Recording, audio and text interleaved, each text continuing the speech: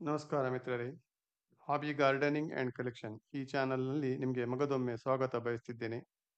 ಮಿತ್ರರೇ, ನಾನು ಇವತ್ತು ಎರೆಹುಳು ಗೊಬ್ಬರ ಅಂದರೆ ವರ್ಮಿ ಕಾಂಪೋಸ್ಟ್ ಇದರ ಮಾಹಿತಿ ಒಳಗೊಂಡ ವಿಡಿಯೋ ಮಾಡ್ತಿದ್ದು, ಈ ಎರೆಹುಳು ಗೊಬ್ಬರದ ಉಪಯೋಗ, ತಯಾರಿಸುವ ವಿಧಾನ, ಉಪಯೋಗಿಸುವ ವಿಧಾನ ಎಲ್ಲ ವಿಷಯಗಳ ಕುರಿತು ಮಾಹಿತಿ ಒದಗಿಸಲಿದ್ದು, ಅದಕ್ಕೆ ಆರಂಭದಲ್ಲಿ ಮೊದಲು ನಿಮ್ಮಲ್ಲಿ ಒಂದು ನಮ್ರ ವಿನಂತಿ ಮಾಡುವುದೇನೆಂದರೆ, ನೀವು ಈ ಕೃಷಿ ಸಂಬಂಧಿ ಕನ್ನಡ ಚಾನಲನ್ನು ಪ್ರೋತ್ಸಾಹಿಸಲು ನಮ್ಮ ಈ ಚಾನಲನ್ನು ಸಬ್ಸ್ಕ್ರೈಬ್ ಮಾಡಿಕೊಳ್ಳಿ.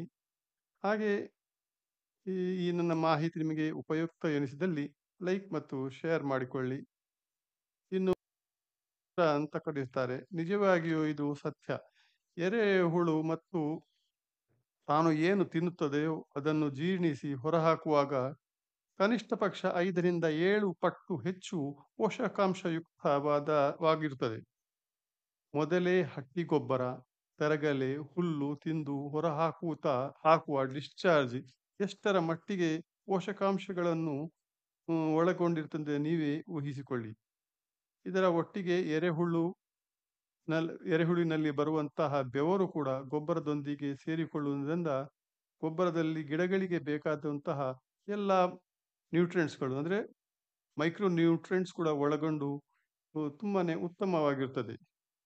ಈ ಹಟ್ಟಿ ಗೊಬ್ಬರ, ತರಗೆಲೆ, ಹುಲ್ಲು ಮತ್ತು ಎಲ್ಲ ರೀತಿಯ ತ್ಯಾಜ್ಯಗಳನ್ನು ಅಂದರೆ ಪ್ಲಾಸ್ಟಿಕ್, ಕಬ್ಬಿಣ, ಗಾಜು ಅವುಗಳನ್ನು ಹೊರತುಪಡಿಸಿ ಮಿಕ್ಕ ಎಲ್ಲ ತ್ಯಾಜ್ಯಗಳನ್ನು ಒಂದು ಕಡೆ ನೆರಳಲ್ಲಿ ಶೇಖರಣೆ ಮಾಡಿಟ್ಕೊಂಡು ಸ್ವಲ್ಪ ಪ್ರಮಾಣದ ನೀರನ್ನು ಸುಮಾರು 10 ದಿನ ಕಾಲ ಸಿಂಪಡಿಸ್ತಾ ಬರಬೇಕು.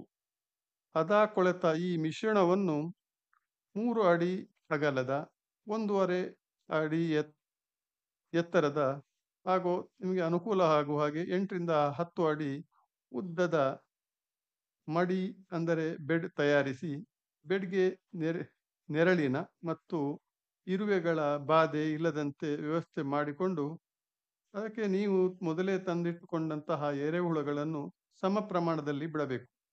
ಹೆಚ್ಚು ಎರೆಹುಳುಗಳ ಸಂಖ್ಯೆ ಇದ್ದಲ್ಲಿ ಗೊಬ್ಬರವು ಬೇಗ ಸಿದ್ಧ ಆಗ್ತದೆ. ಕಡಿಮೆ ಹುಳವಿದ್ದರೆ ಹೆಚ್ಚು ಸಮಯ ತೆಗೆದುಕೊಳ್ತದೆ. ಸಾಧಾರಣವಾಗಿ ಹೇಳಬೇಕಂದ್ರೆ ಈ ಎಲ್ಲ ಪ್ರೋಸೆಸ್ ಪೂರ್ಣಗೊಂಡಲು ಸಾಧಾರಣ 3 ತಿಂಗಳ ಕಾಲಾವಕಾಶ ಬೇಕಾಗ್ತದೆ.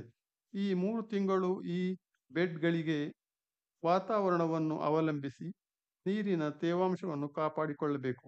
ಹೀಗೆ ಮಾಡಿದಲ್ಲಿ ಉತ್ತಮ ಮಟ್ಟದ ಎರೆಹುಳು ಗೊಬ್ಬರ ನಾವೇ ತಯಾರಿಸಿಕೊಳ್ಳಬಹುದಾಗಿದೆ. ನಿಮಗೆ ಈ ಮಾಹಿತಿ ಬಗ್ಗೆ ಸಂದೇಹಗಳಿದ್ದರೆ ಮತ್ತು ಇನ್ನೂ ಮಾಹಿತಿ ಬೇಕಾದಲ್ಲಿ ಕಮೆಂಟ್ ಮಾಡಿ, ಇನ್ನೊಂದು ವಿಡಿಯೋ ಮಾಡಿ ಸಮಗ್ರ ಮಾಹಿತಿಯನ್ನು ಒದಗಿಸಲು ಖಂಡಿತ ಪ್ರಯತ್ನಿಸಲಾಗ್ತದೆ. ವಿಡಿಯೋ ಆಲಿಸಿದ್ದಕ್ಕೆ ನಿಮಗೆ ಅನಂತ ಧನ್ಯವಾದಗಳು. Thank you very much.